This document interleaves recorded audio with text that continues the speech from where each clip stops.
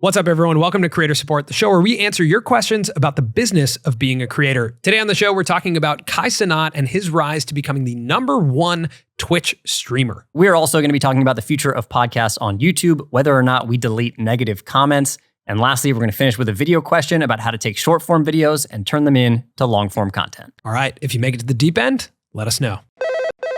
All right, our first question comes from the subreddit, and it is just titled Kai and Speed. I'd love for you guys to give your take on how Kai Cenat and iShowSpeed have built their streaming empires out of nowhere at a young age. Very impressive to me. So Kai Cenat or Kai Cenat, depending on how you say it. No one knows. I'm sure there is a right answer to that. I doubt it. Okay, well, he recently became the king of Twitch, and he crossed 300,000 subscribers, which is an extremely difficult thing to do. And those are paying subscribers. That's what I was going to say. Those are paying subscribers. Right. And live content is one of the most inconvenient in some ways because you have to have, obviously, everyone there at the same time watching a stream. And that's something that Kai Cenat has proven to be really good at in his rise, is having, over 100,000 people live watching at the same time. Now, Ludwig held the record before. He crossed 280,000 subscribers during his subathon, which was kind of an accidental subathon. He was home after getting a surgery and was like, I'm going to just stream. And, you guys can control if the time goes up, if I have to keep streaming. If you guys subscribe, then the time goes up. And that ended up in him breaking the record, not by intention.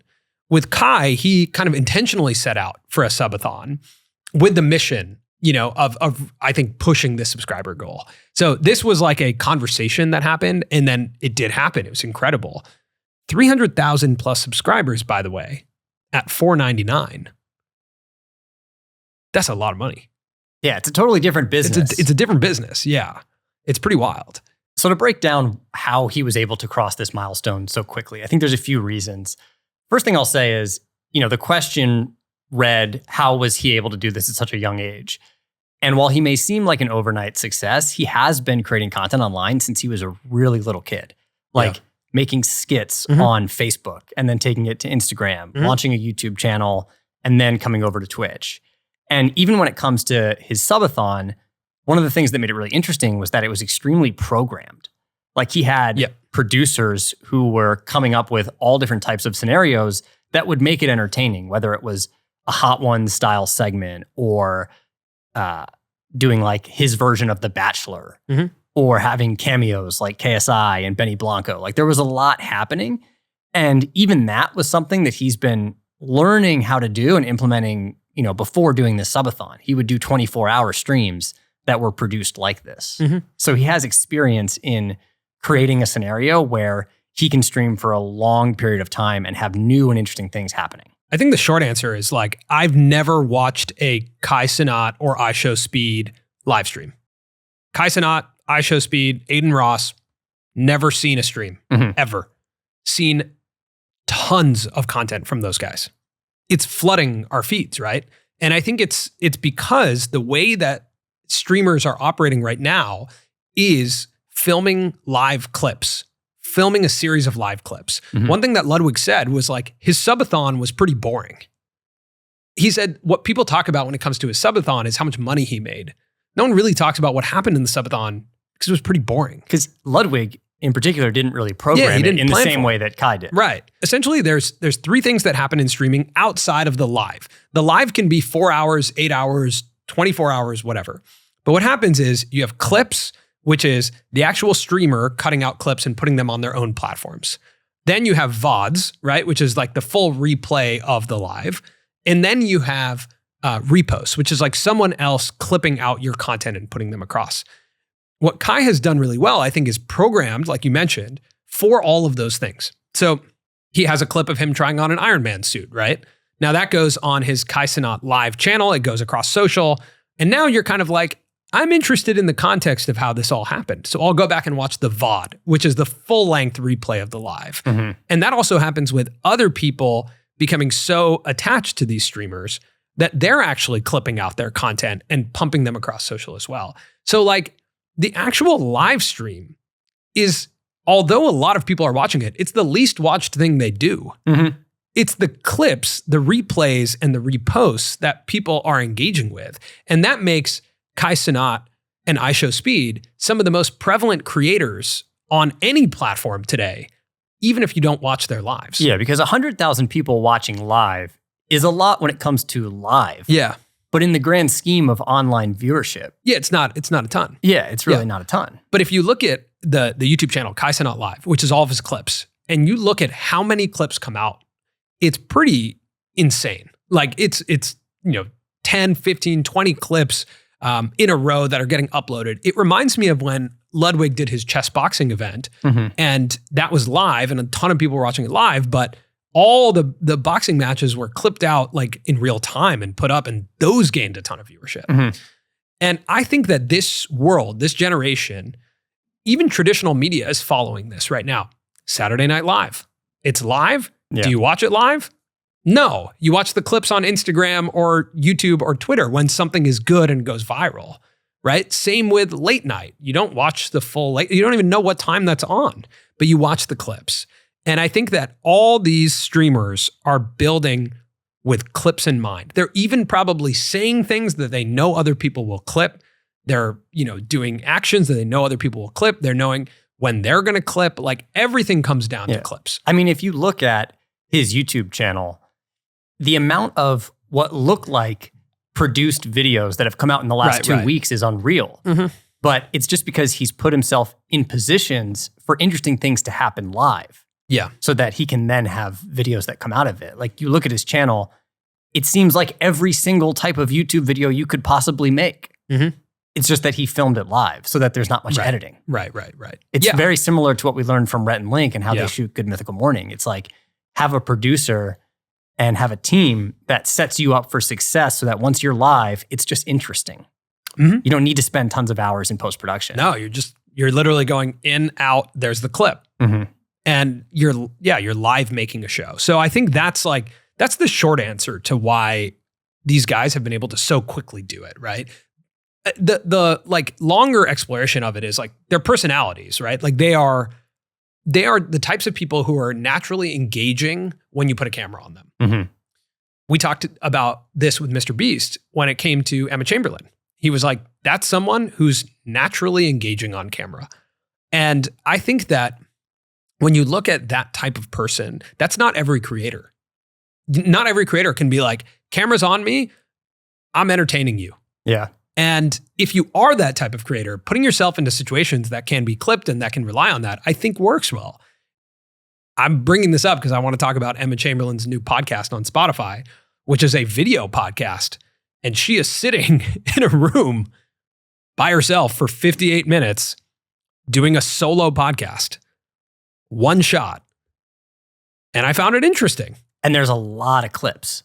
There's a ton of clips. Many of which she's not posting herself, but people are just clipping out some of the moments. It's not too dissimilar. It's the same thing. Yeah. I actually think Twitch streaming and long form podcasting is where the creator economy is moving because of everything we just said. It's like, how can I be more like prevalent and more accessible across online platforms without the heavy lift of coming up with ideas and producing them and editing them? It's a little meta, but we're sitting here on camera recording a live show, live to tape, right? That now we're working on clips and we're hopeful that other people will clip us too if we say something interesting. It's like we're working in the same direction. But even for Kai Cenat, when he crossed 300,000 subscribers, he then has a conversation on that same stream with a group that I believe it's called like Boys Night. Yeah, it's his group. Yeah. His group. He essentially has a podcast. Yeah, he does have a podcast. It just is a segment within his live stream. That's right. Yeah. And then he can clip that out and then it's a pod. Yeah, it's a pod. Yeah, he's part of a collective called AMP. And I think like all in all, the clips also create FOMO for you to like not be a part of something. Like if you see a clip and you're like, I kind of wish I experienced that live. Then it's just all this cycle of getting back into like, I kind of want to be there live. And if you miss it live, no problem. You can watch the VOD. And if you don't want to watch the VOD, you can watch the clip. And if he didn't clip it, someone else clipped it. It's like all the content is available. Now, I don't know what this is doing for creative work on the internet. Like the fact that this is like very strategic, right? It's like a very strategic thing to do. It's a way to get out more content more effectively, more efficiently. And I just wonder, like, I'm coming fresh off of listening to Emma Chamberlain's podcast about creativity and her asking the question of, has every creative thing been done? Like, has every creative thing been done on the internet? And are we now just at a point where you want to see a specific personality do a thing you've already seen before? It's a good question. I mean, it's a version of what has been done before. Yeah. Right? When Kai Cenat does Hot Ones or he does The Bachelor, sure, it's a version of what's been done before, but never done by him, and never within the context of a subathon where there's this overarching narrative of I'm also trying to break this essentially world record. Yeah. So there are multiple things happening, and it is a different product, even though it is recycling concepts that are already out there. Yeah, true. I'd love to have Kai in here on the show. Kai, this is an open call out for you. We'd love to get your perspective on all of this, because I think the world of streaming, for me, feels like the old school world of the radio. Like when I would go to school in the morning, I would turn on K-Rock, right? And I would listen to Kevin and Bean. Do you remember them? No. No? Okay. No, that's a hard pass. These guys would talk for hours in the morning, and you would just flip it on and hear them chat. And there were segments. First name Bean? Come on. So Kevin and Bean would just talk about like whatever, and then there was produced segments. There would be call-ins and pranks, and like it's the same thing that's happening on Twitch now.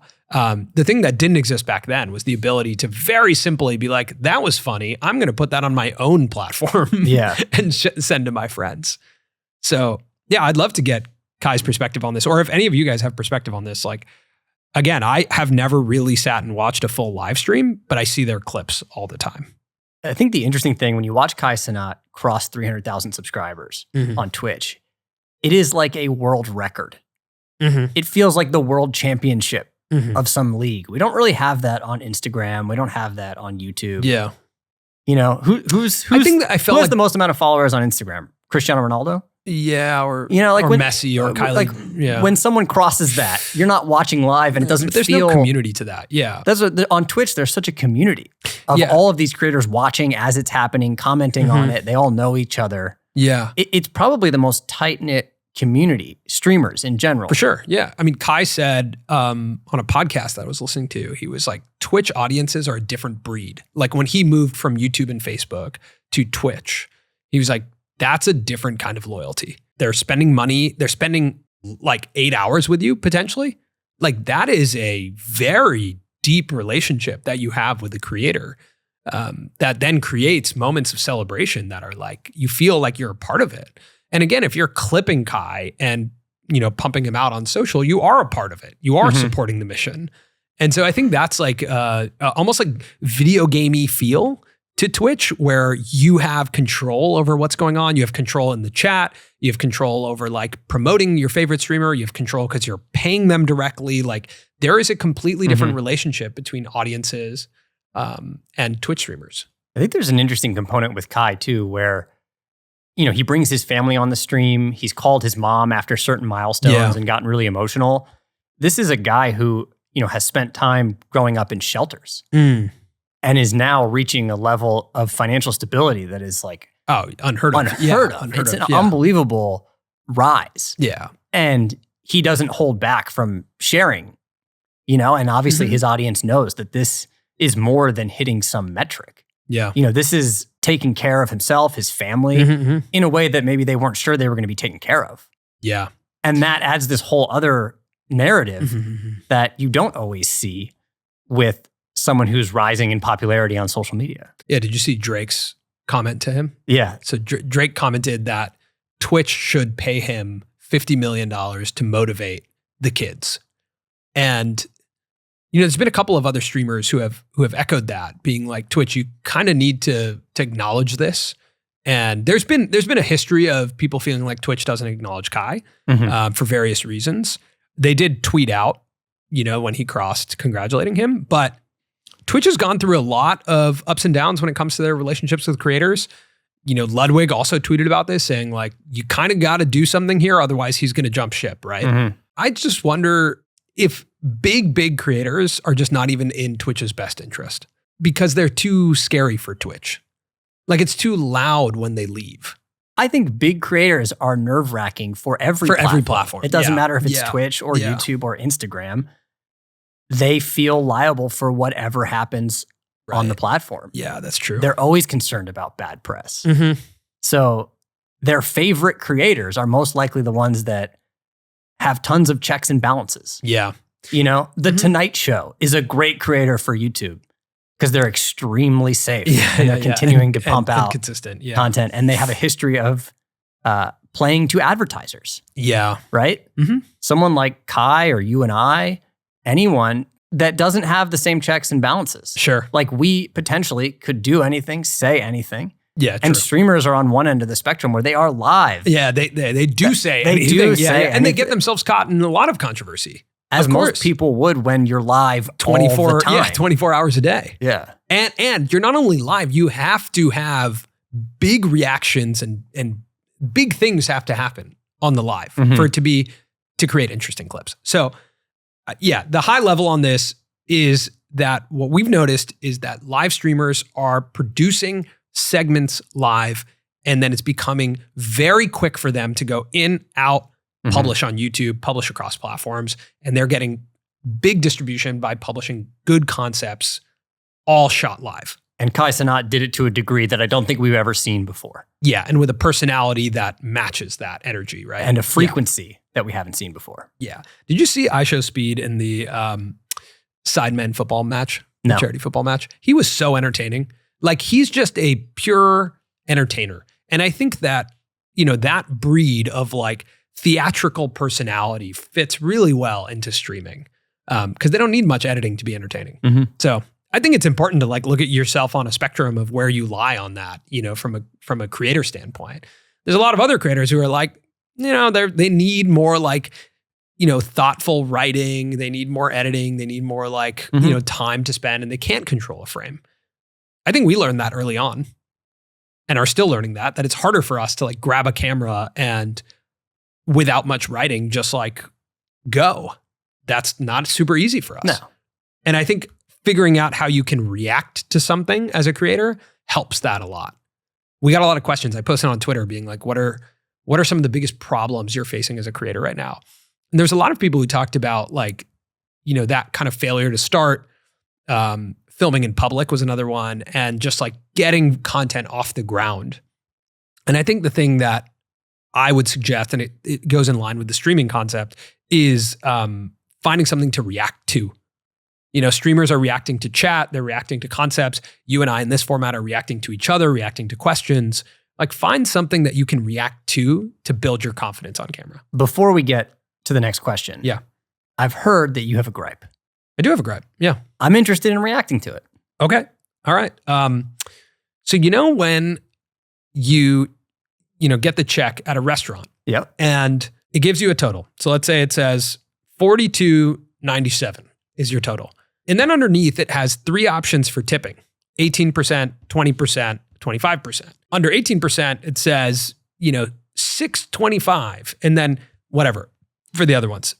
My gripe is when they don't do the math for you and tell you what that would add to, because some checks do that. And then you have to just be like, what's $42.97 plus $6.25? And you're sitting there and you're like, I don't remember how to do this math. And now I have to round up. You've just created a scenario where I'm just rounding up so that I can just do this math quickly and get out of here. Couldn't you take out your phone and use the calculator? And you can. In this specific scenario where I was upset, it's one of those line restaurants where you order at the counter and there's a line behind me. And now I'm feeling pressure. So I'm not going to take out my phone and do a calculation in front of everybody. I'm going to round up and, So I think the root of this gripe is not the way that the bill was presented. It's actually the environment that you have to order in. It's the pressure. That's true. But they do it on purpose. The whole like big tipping is really doing all of this on purpose right now. As in the big tipping industry. Yeah. Separate from the restaurant industry. That's right. Yeah, the tipping industry. The big tippy lobby yeah. is what you have a problem with. Yeah, because even the iPads are crazy, right? Where it's like, hey, you're in a long line at a coffee shop. They turn it around. What would you like to tip? Yeah. Which button are you going to press? Yeah. Show everyone. How much do you appreciate me? Yeah. Okay. Show everyone. All right. Well, before we go further on that, I'll share one gripe. Okay. Just quickly. Sure. I went into a clothing store this weekend and I was wearing sweatpants. And I didn't really know what I was getting into. I walked in and I could feel the judgment of like, you don't look like you're prepared to be in this clothing store. To be in this clothing store. Sure. And I could feel it because no one was in the store. Yeah. And I walk in, the little bell goes off on the door and everyone at the end of the store just turns their head and looks at me. And then I walk over, I say, hey, how's it going? Yeah. What's up? Check out the price tag. And the first thing I pick up is $700. What store were you in? Did you end up in like Gucci or something? This was a store in Silver Lake. Okay. And they have a lot of neutral tones. Yeah. That's when you know. When they coordinate Sure. and everything's neutral tones. Sure. And I think that retail stores should have a rating the same way that a restaurant has a rating in terms of the health code, A, B, C. I think there should be a price rating. Well, you can probably find that on the Yelp. front of a retail store. That's like, just so you know, guy in sweatpants. Yeah. Before you walk in, Yeah. you're looking at a $4 sign retail establishment. You're leaning into the sweatpants look, by the way, because that's how you dress Saturday too. Yeah, okay. I'm a man of comfort. What's wrong with a weekend sweatpant? Okay. So you have a gripe now with my sweatpants? Let's move on. I'm just wondering. They're comfortable, and I think they're in, or so I thought. This is what happens, by the way. This is what happens. What? You know how like you're a young kid and you look at your dad and you're like, when does that happen? Like, when does it happen? Yeah. It's happening. Yeah. So this question comes from the subreddit from Atashka777 asks, should I delete negative comments? I'm getting some negativity on my last post and wondering if I should let the people speak their minds or if I should delete the posts. I will say from experience, there was a time when we deleted comments a long time ago with the first channel to Lacrosse Network. Very early on. You're right. You're right. Yeah. When we would put out a video, we would check the comments in the beginning to see if there was anything negative and delete one of the comments so that the hope was that it would sway the conversation in a positive direction. I think a lot of times also because on that channel, it's similar to our main channel. Like we were covering other people. Yeah. And negativity towards us is one thing. Negativity towards a subject that we're covering is another thing. Absolutely. And that was the core reason why we deleted comments, because we did not want a group mentality in the comments going against the subject that had offered themselves up to us to film. Yeah. Now, the reality is I will not delete negative comments because a lot of our comments are more constructive criticism. Yeah. I won't delete them at all. Yeah. But I will ban a user who says something that I find to be just like disrespectful or inflammatory, again, about generally someone that we're speaking about.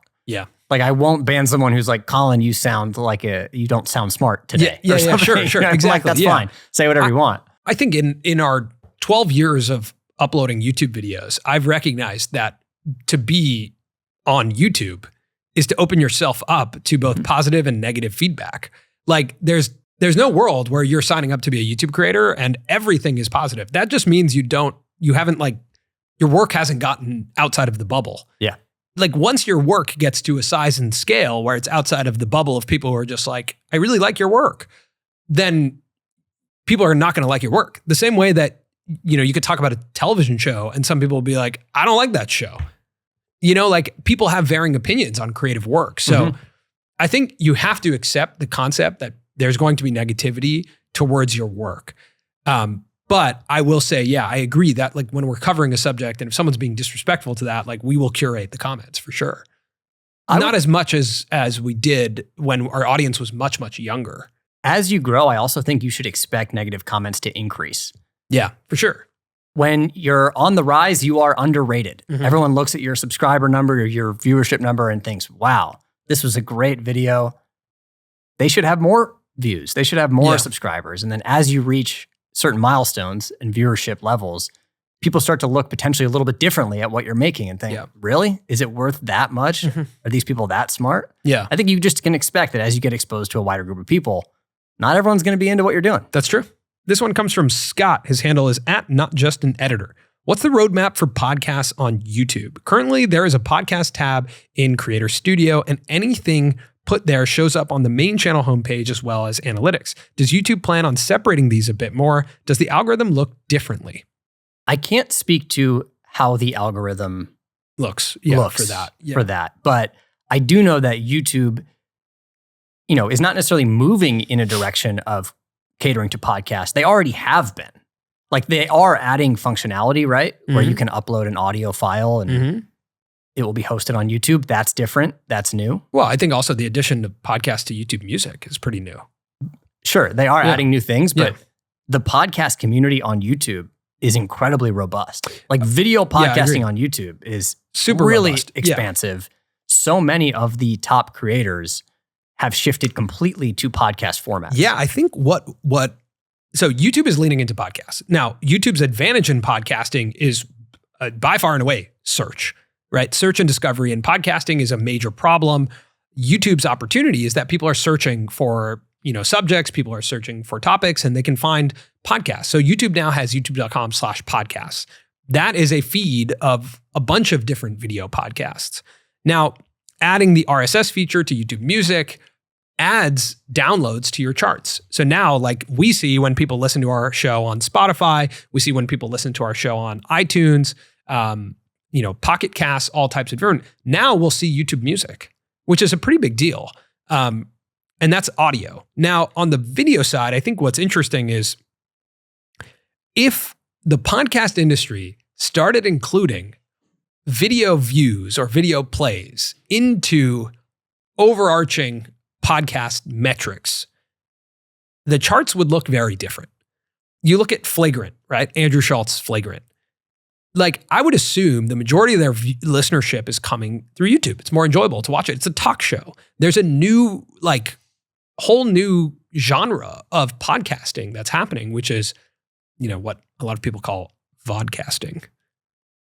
Video on demand. If you've heard me say VOD a couple times, it's video on demand. So vodcasting, which is like basically the direction that all podcasting is moving.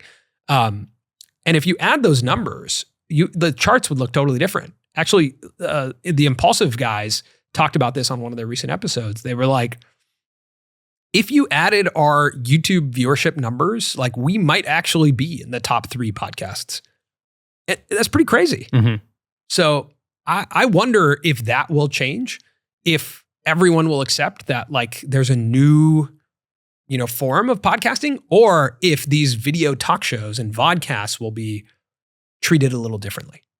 I do think there is an advantage to not having video when you're podcasting. Huge advantage, yeah. Namely, it stays extremely low lift. It's low lift and it's private. Yeah. Outside of the charts. And that's something that I think is really interesting to think about as a creator. The fact that if you don't add video to your podcast, no one can see your listenership. Yeah, unless you add video on Spotify, then it's, whatever. Because there's no viewership number there. And Spotify is adding video. Again, Emma Chamberlain is exclusive to Spotify now. Her video is there. If you watch her podcast there, you can watch her on video. But adding YouTube specifically opens you up to it's one of the most interesting things about YouTube is that all of your performance numbers are just out there, right? As an audio show, how many listens does Joe Rogan get? Like people kind of know, but they don't actually know per episode. If it was on YouTube, you'd be like, oh, that's how many people have watched this video. Exactly. So I think beyond that, there's also a lot of advantages in terms of production, and it's super comfortable to record without video. For sure. And remote work. We recorded when we were audio exclusive on Creator Support, we recorded remotely and no one knows. It's a really great advantage. It's easier to cover cuts. I mean, Dax Shepard with Armchair Expert. Oh, he's cutting. He's cutting like crazy from my understanding, and you can't see it. That's true. All right, next question. This comes from The Bentist. Thoughts on the future of deepfakes and creator impersonations? Also, how could it affect brand deals? No longer have to just tell them that you're down and they auto-generate you into an ad. Could be even easier for us to make money and do brand deals in the future. Yeah, it's pretty wild because I do think that celebrity endorsements is probably where we're going to see it first, because celebrities are very particular about their shoot days.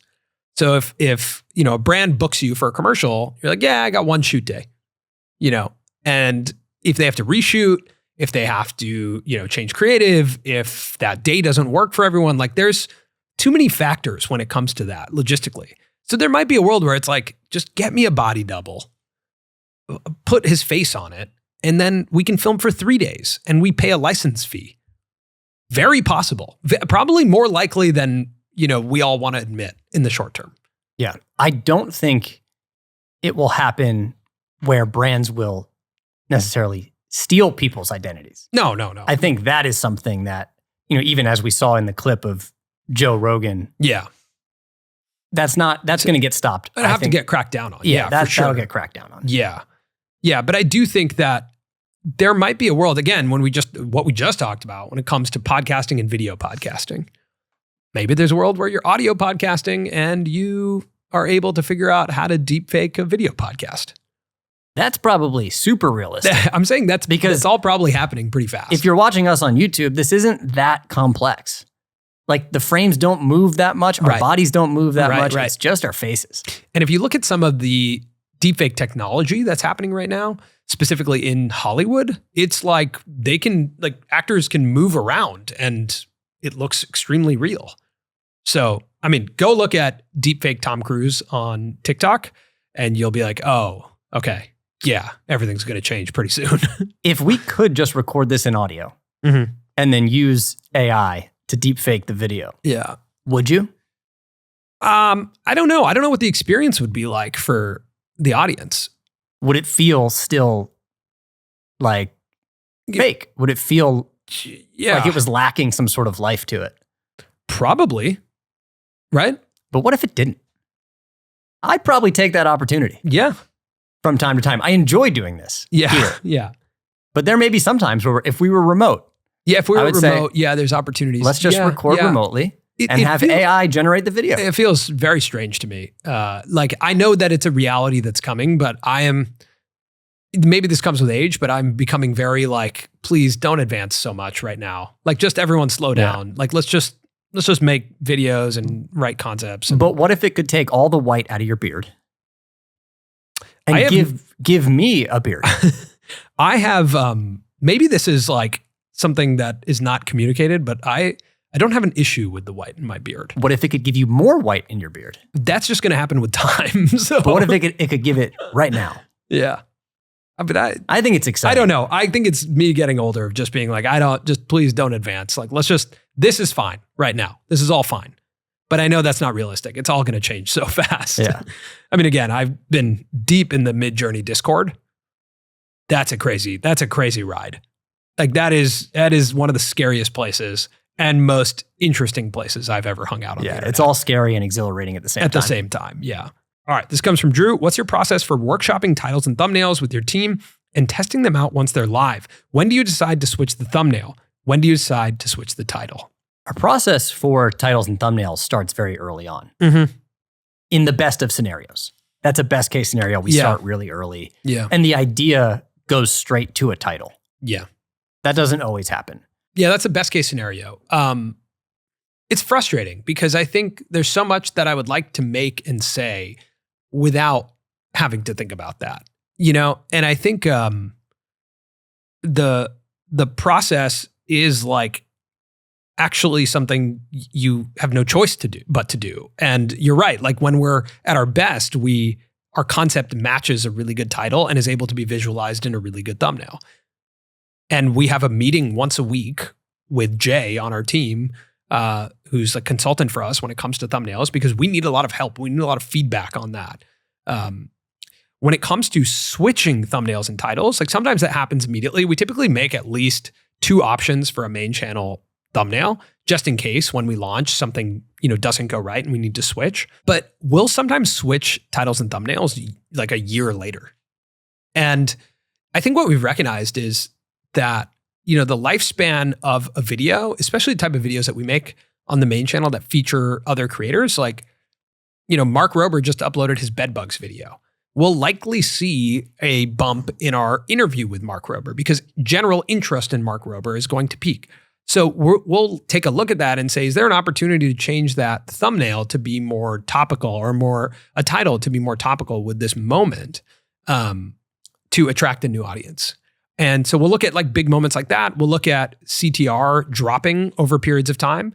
If the CTR has dropped to a complete halt, there's no reason to not try and switch the thumbnail. Why not? And we've seen that impact significant like significant amounts of viewership. I think our Marquez interview from last year was one that we swapped the thumbnail like 6-7 months later, and then it picked up.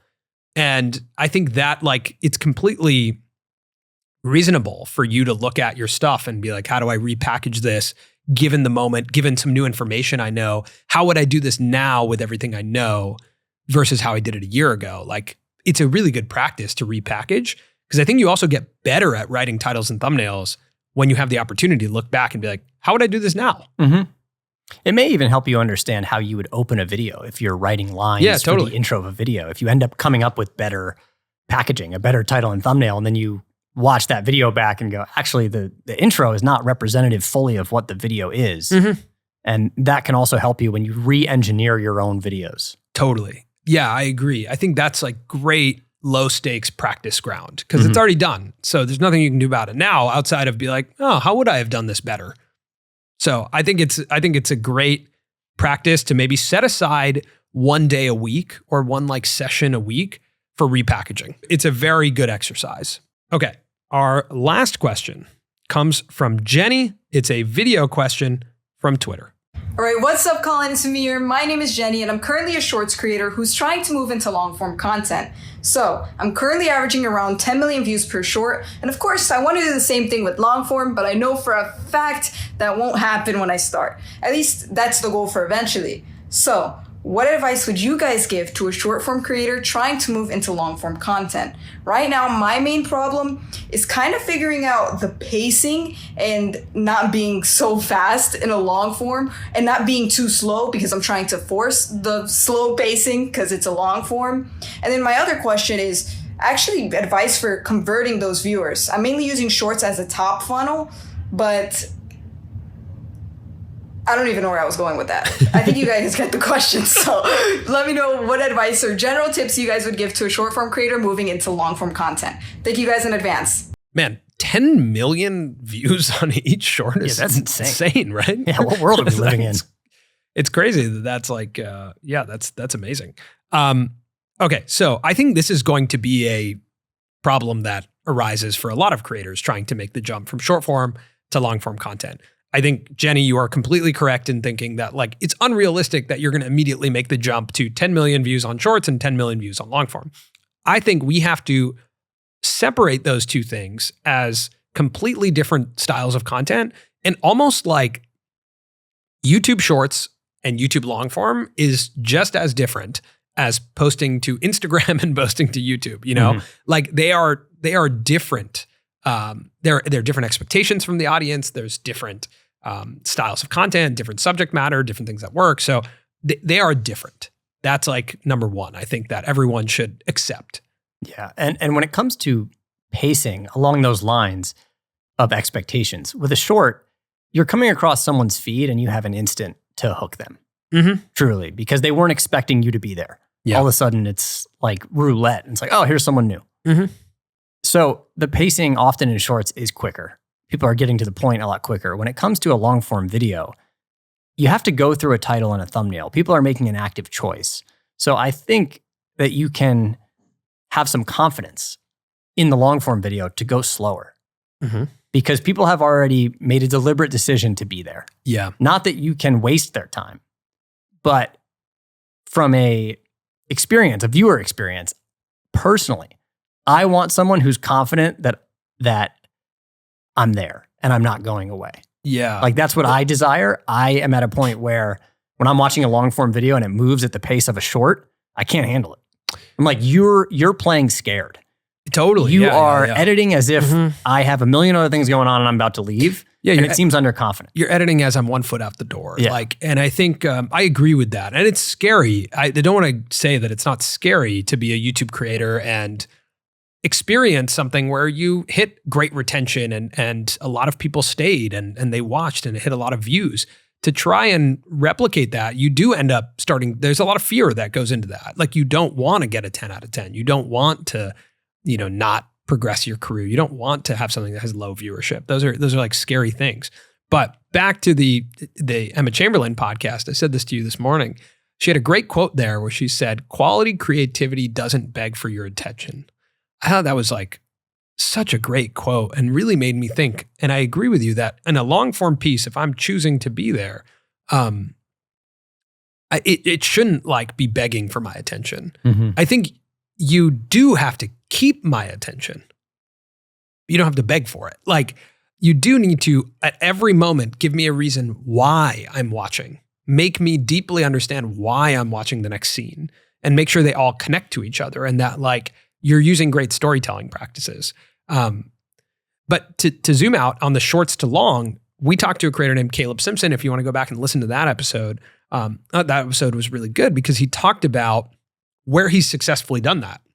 So Caleb does apartment tours in New York City. He walks up to someone, how much money do you pay for rent in New York City? They tell him, can I tour your apartment? So what he'll do is go into someone's apartment and it's all within a 60-second window. But if it's really, really interesting, he'll go, if you want to see the rest of the tour, I made a long form video. And typically I wouldn't say that shorts work as trailers for long form, but that's a great on-ramp to a long form piece of content. There could also be something where you go, if you want to see what happens next, I made a long form video on it on my channel, right? And they could think about, are there worlds where you can play with your concepts where something's so interesting that the first 60 seconds is like, that's a really cool story. I could be satisfied there. I'm done. That's all I wanted. But if I want more, there's an opportunity to go long form. Yeah, I think we have that opportunity with studio tours where we could make a studio tour that's 60 seconds as a short. Good point. And if you really want to watch the long form version, head over and get that 20-minute experience. That's super in depth. There's probably an example. There's probably somewhat of an opportunity with this show of like answering questions in shorts and then like a single question in a short and be like, and if you want to hear, more answers to more questions, it might be. Maybe, I don't know. I don't think so. Or it would have to be a question. Yeah. I think it could work when it comes to interviews. Yeah. We have a piece coming out about Cassie Ho from Blogilates. Yeah, true. It could be Cassie Ho's inspiring story in 60 seconds or less. But if you want to hear all of the lessons we learned from her when we sat down with her, watch the long form video. Ooh, that's good. We should try that. We should try that and report back to all of you. And we also need to run ads on YouTube for the Published Press, our newsletter, and report back on that as well. We have to do that. We have to. I got a question for you. Yeah. Are we in the deep end? Is that the question? Well, part one is, are we in the deep end? The answer, yes. Okay. Part two, should we have a diving board for the deep end to jump in? No, absolutely not. For anyone who's just listening for the first time and has just made it to the deep end for the first time ever, welcome to the deep end. The deep end is the tail end of the show. All of us put our snorkels on and we hop in. Okay, now that we're in the deep end, there was something that was never on my Colin and Samir career bingo card, which was being in a marketing poster with Marquez Brownlee and Jaden Smith. It was strange that Marquez was in there, Because like us and Jaden, of course. Yeah, us and Jaden are... Come hear us speak. Same. It's like Colin and Samir and Jaden. You could almost add his name to our name. So this is an event that we're doing with Samsung. It's our second year doing the event. It's an awesome event. It's like a small, tight-knit group of creators. We get to spend a lot of time. Jaden Smith's going to be there. He's part of the lineup. Like, are we going to be in the green room with Jaden Smith? I think we should prepare to be in the green room with Jaden Smith. Okay, what are you going to say? And by prepare, I mean... prepare what to say. It's also our second time meeting him. Do you think he'll remember the first time? No. We should prepare for that. Okay, all right. We should prepare what we're wearing because he dresses really cool. But what does that mean? You have to match how he dresses? You always, of course. Why? You just have to have your A game. When someone's like that, who's like one of the greatest of all time and like really is going for it in terms of attire, you got it. Whatever your version of that is, whether it's a white t-shirt and jeans, you just got to do it to the best of your ability. What's the best version of yourself? Oh, I'm still figuring it out. Okay, you're still figuring it out. Come on. That's not, that's going to take every second leading up to when I meet him. Got it. Okay. Yeah. Well, this yellow jacket is everything to me now. So you're going to be wearing that? Yes. Okay. Until I lose it. Is it the same exact yellow as the curtains? Maybe. It's close. Maybe. How yellow are you going to go? I'm a brand guy. You've known this forever. Like, I'm wearing brand colors. I like to be like on brand with whatever thing we're doing. Here's a recommendation. Yeah. One yellow highlight in your hair. That doesn't sound fun. One yellow eyebrow. That doesn't sound fun. Yellow earring. That I might do. Okay. That I could do. And one gold tooth. That I also might do. That sounds interesting to me. All right, that's it for the show today. We are going to be at South by Southwest in Austin, Texas. We're speaking with Harley from Shopify, which is really President of Shopify. So if you're there Friday, March 10th, 2:30, come find us. Search us on the South by app or the website. You can come find us, say what's up. Come to the talk. We'd love to like fill the room, maybe do some creator support questions. It'd be awesome. As always, you can send in your questions for creator support either in our subreddit, r/Colin and Samir, on Twitter at Colin and Samir, in the YouTube comments of the episodes, as well as in the published press. Scroll down to the bottom, hit reply, ask a question there. All right. We'll see you next week.